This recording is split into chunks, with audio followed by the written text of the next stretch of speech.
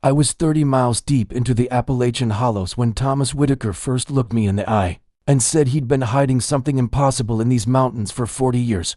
His hands trembled as he poured coffee in that dim kitchen, the August heat pressing against cracked window panes, and I could smell decades of wood smoke embedded in the cabin walls. He was dying lung cancer, he said, and the secret was eating him faster than the disease. There are some confessions that change the shape of reality itself, and I knew before he spoke another word that I was about to hear one.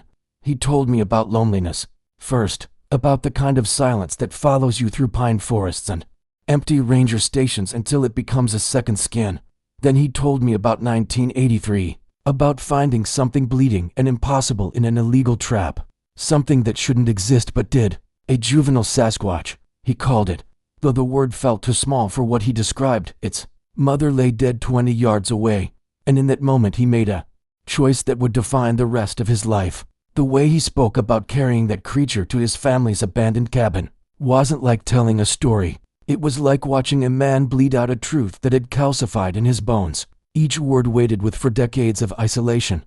His voice cracked when he said the word brother, and I understood this wasn't about cryptozoology or legend. This was about love surviving in the margins of an unbelieving world outside. The mountains held their breath, and somewhere in those dark ridges, something ancient was waiting.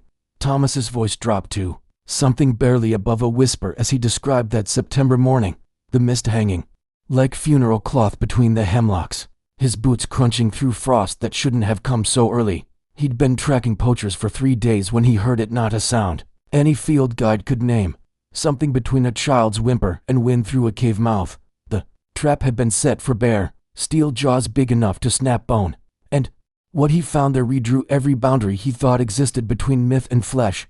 It was small, he said, maybe 4 feet tall, covered in dark auburn hair matted with blood and forest debris. But the eyes, Jesus, the eyes were what unmade him. They held an intelligence that made his spine go cold. Not animal cunning, but something deeper, older. A consciousness that recognized him as kin and stranger both. The creature didn't thrash or scream when Thomas approached, just watched him with a gaze that seemed to catalog his soul, measuring whether this human meant salvation or another kind of death. The mother's body lay in the clearing beyond, massive and still, one arm outstretched toward her child as if death had caught her mid-reach. Thomas knelt there for 20 minutes, he told me, understanding that witness alone made him responsible, that some encounters demand a response that reason can't justify. He saw old scars on her hands, deliberate patterns that looked almost like symbols, and realized he was staring at evidence of culture, of a society that existed in the cracks of the known world. When he finally freed the juvenile from the trap, it collapsed against his chest with a sound that still haunted his dreams, a vocalization of pure exhausted trust that no wild animal should offer.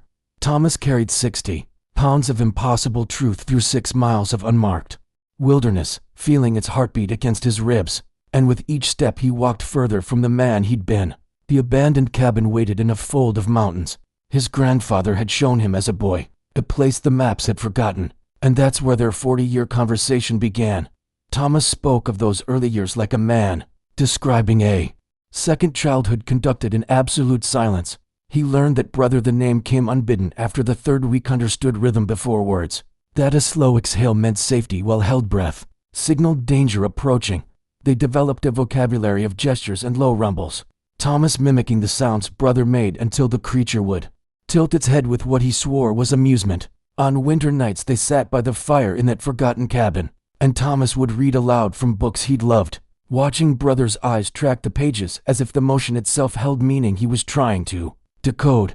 The isolation carved something hollow in Thomas that those sessions together seemed to fill. He couldn't tell his ranger colleagues why he requested only solo assignments, couldn't explain the supplies that disappeared from his truck each week. Every conversation in town became an exercise in careful omission, every friendship a performance staged above an unspeakable truth. He watched brother grow from wounded child to adolescent in those hidden years, the creature's intelligence revealing itself in careful ways, stacking stones in deliberate patterns, tracing symbols in the dirt that matched nothing Thomas had ever seen, arranging bones and feathers into configurations that felt like language on the edge of translation. What Thomas hadn't expected was the reciprocal nature of their education. Brother began leaving him gifts, unusual stones, rare plants, Once a fragment of worked wood so ancient it crumbled at the edges, the creature seemed to be teaching him to see the forest as it did, as a place of deeper architecture where every root system spelled out genealogies and every ridge held memories.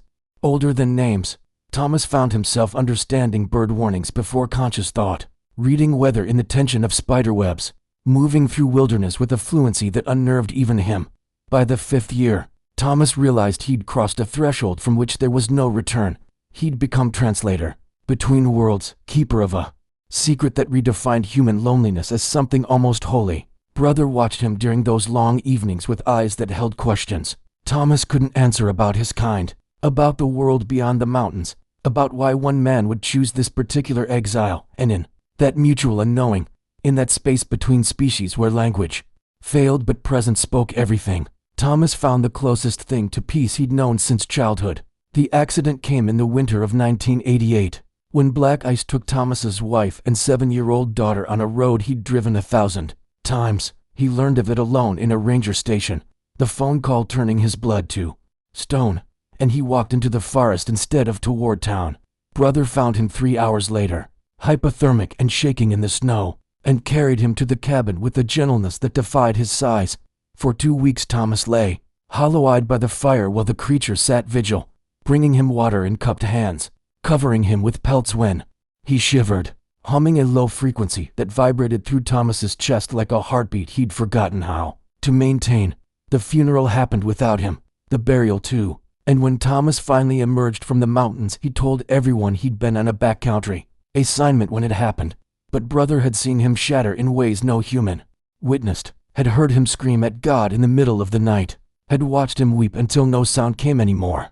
The creature began sleeping across the cabin doorway after that, a living barrier between Thomas and whatever darkness called from beyond.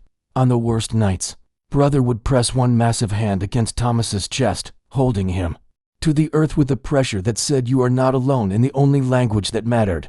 Something shifted between them after the accident, a recognition that transcended the biology of their separation. Thomas would wake to find Brother arranging his daughter's photograph just where morning light would strike it, or humming melodies Thomas had unconsciously sung while lost in grief. The creature seemed to understand that humans carried their dead differently. That memory was both wound and shelter. When Thomas finally spoke her name aloud, Emily Brother repeated it back as a rumble that sounded like prayer, like a vow to remember what Thomas feared forgetting.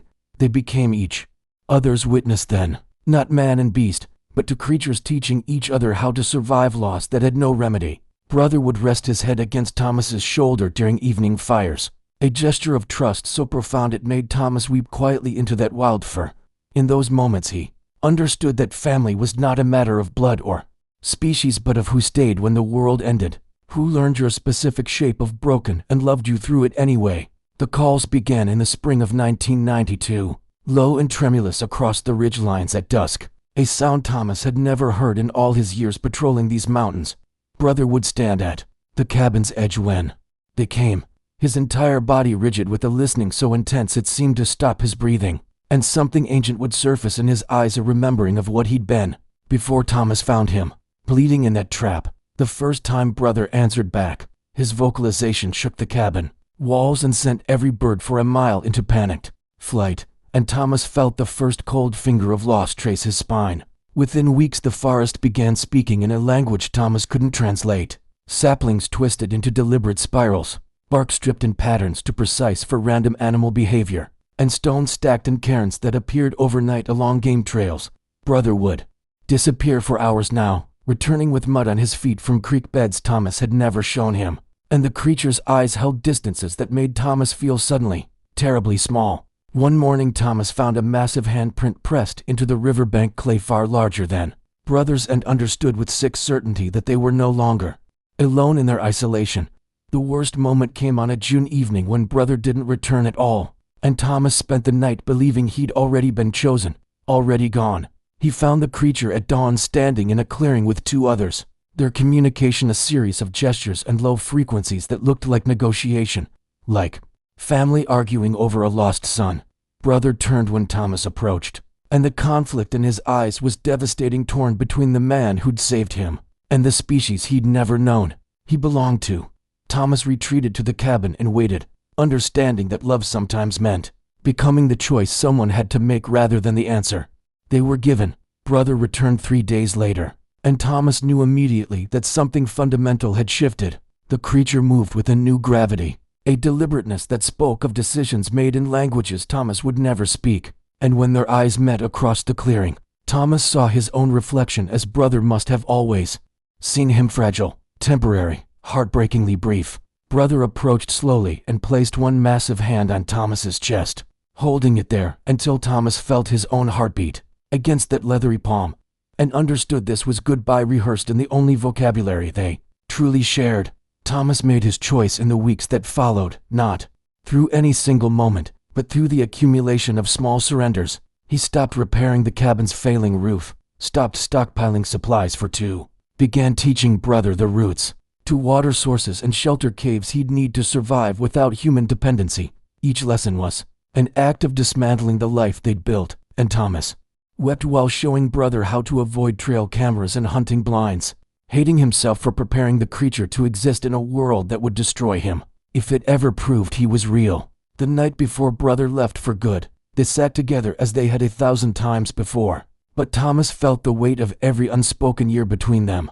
He'd saved brother's life once, but keeping him had been the selfish part, and letting him go was the only true rescue Thomas could offer now. Brother touched Thomas's face with unexpected gentleness, tracing the tears there with something that looked unbearably like understanding.